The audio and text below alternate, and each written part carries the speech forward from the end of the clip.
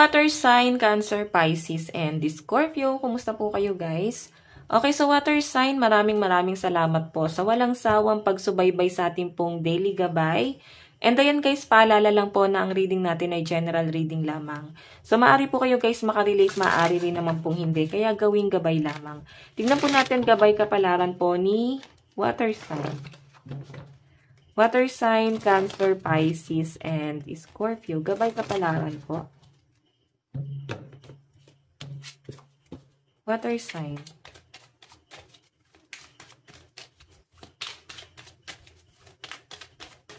So guys, meron po tayong 10 of Pentacles.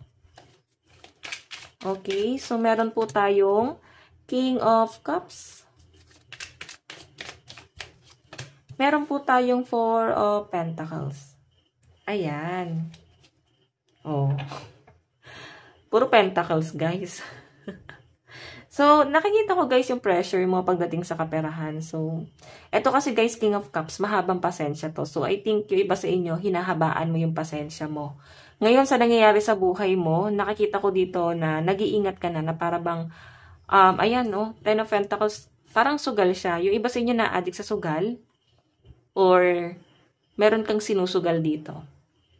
Okay? Yung para bang mga plano, na parang feeling mo, palpak yung nangyari.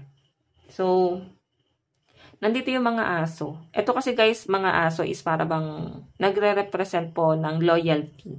So, piliin mo daw yung mga makakaharap mo, lalo na sa sugal ng buhay mo. Okay? Na hindi lahat ng kaharap mo dito, lalo kung ikaw ay sumusugal, is magiging kakampi mo. Kasi sugal guys, ano yan eh? Matira matibay. Sino ang mananalo? So, kung sumusugal ka guys, kailangan i-secure mo rin yung sarili mo. Okay? I-secure mo rin yung buhay mo, lalo na kung ikaw ay sobra sa pagtitiwala. Huwag mo lahat ibibigay yung pagtitiwala na to. Napakabait nyo guys, King of Cups kasi yung energy nyo. So, eto, 4 of Pentacles, mag-save ka rin para sa sarili mo. Para pagdating ng araw, meron kang uhugutin. Okay? Pagdating ng araw, hindi ka may stress.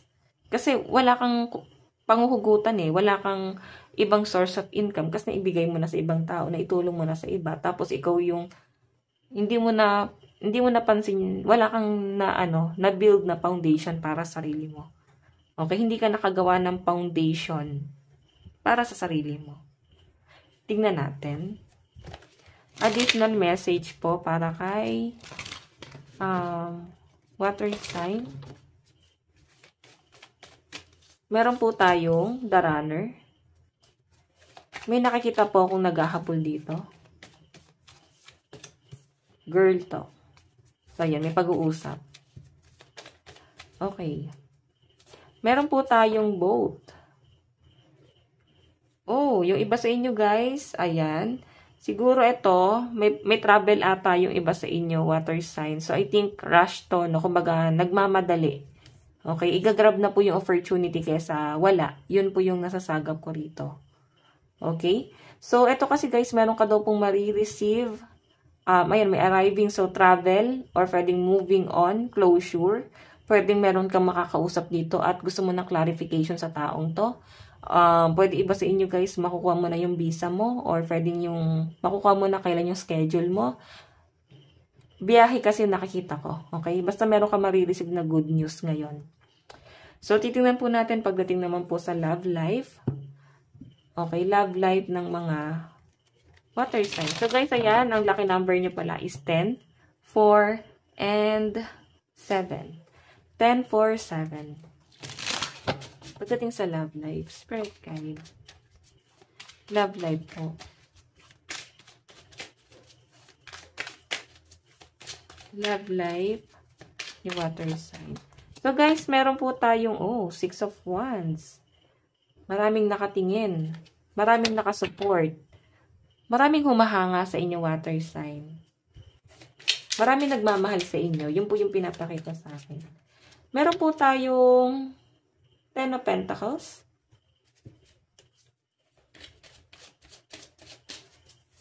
Okay. Meron po tayong The Lovers. Oh. So, So yes, nakikita ko guys maraming temptation sa paligid mo, maraming naghahangad sa inyo, maraming may gusto na i-forso ka. Yun yung nasa-sense ko dito. Pero tingnan nyo naman guys, yung energy mo is 9 of Swords. So minsan na dumating ka sa point na yung taong gusto mo, siguro yun yung hindi mo makuha. Hindi mo makuha ng buo. Kasi pwedeng ang nagiging conflict mo dito, water sign is yung family niya mismo. Okay? Siguro kaya dito yung 6 of Wands, parang good looking tong person na to or pwedeng ikaw to. Kasi maraming humahanga sa kanya or pwedeng famous or kilala. Ayan. Diba? Ayan, maraming audience. Hindi kasi nakikita yung mga kamay. Ayan. So, 10 of Pentacles or maaaring marami siyang responsibility. Parang hindi mo na nakikita na kasama ka pa niya doon sa mga plano niya sa buhay. Pero nandito kasi guys yung the lovers. So, I think maayos naman to or maganda naman yung connection nyo ng person mo. Pero minsan kasi guys, nandun yung pressure. Parang, paano mo patutunayan yung sarili mo dito sa relasyon yung dalawa. Okay? Nape-pressure ka, oh. May nakikita akong pag-aantay dito. So, isa lang guys yung sure dito. Siguro gusto mo ng para bang magkaroon ng stable muna sa buhay mo, lalo pagdating sa inyong pera. Yun yung gusto mo nang i-secure. Okay? Siguro hindi mo masyado napapansin yung person mo kasi gusto mong i-secure yung pera mo. Okay? So, tingnan natin guys, pagdating naman sa kaperahan mo. Pera po, water sign.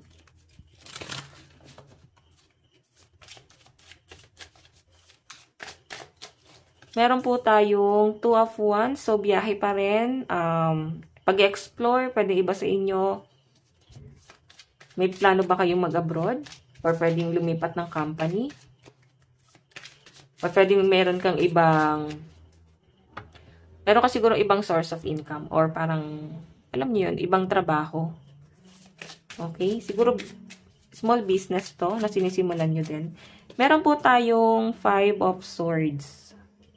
Okay. Meron po tayong the Star. So, pagdating sa pera mo, yes, nahihirapan ka na. Nandun ka na sa point na nagkakaroon ka na ng insecurity sa mga tao.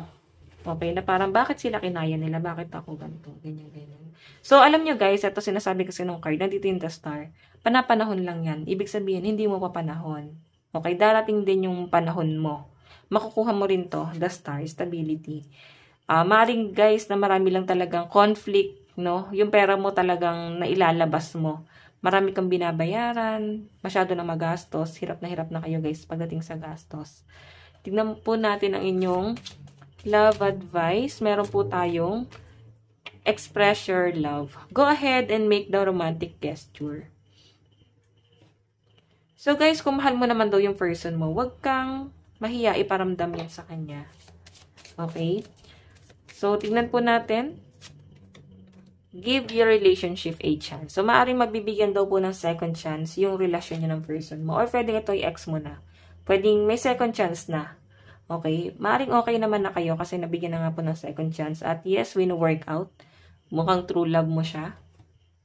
Okay? Pwedeng someone from the past, nanay ng anak mo or tatay ng anak mo. Single parent ka siguro. So, tignan po natin ang inyong advice. Meron po tayong renewal. Renewal, redeem, healing, and rest. So, I think ito muna yung kailangan mo. Water sign, pahinga. Okay? Pahinga ka lang. Huwag ka muna masyado ma-pressure. Darating yung para sa inyo. Okay? So, guys, ito lang po ang inyong daily gabay. Hanggang sa muli. God bless and love you. Thank you.